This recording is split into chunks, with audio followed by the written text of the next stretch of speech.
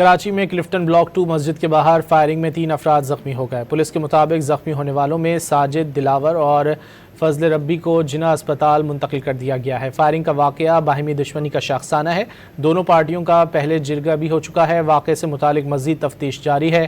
وزیر داخلہ سندھ ضیاء الحسن لنجار نے واقعے کا نوٹس لیتے ہوئے SSP ساؤتھ سے تفصیلات طلب کر لیں۔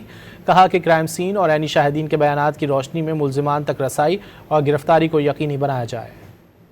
کراچی میں کلفٹن بلاک 2 مسجد کے باہر فائرنگ میں 3 افراد زخمی ہو گئے۔ پولیس کے مطابق زخمی ہونے والوں میں ساجد، دلاور اور فضل ربی کو جناح اسپتال منتقل کر دیا گیا ہے۔ فائرنگ کا واقعہ باہمی دشمنی کا شاخسانہ ہے۔ دونوں پارٹیوں کا پہلے جرگہ بھی ہو چکا ہے۔ واقعے سے متعلق مزید تفتیش جاری ہے۔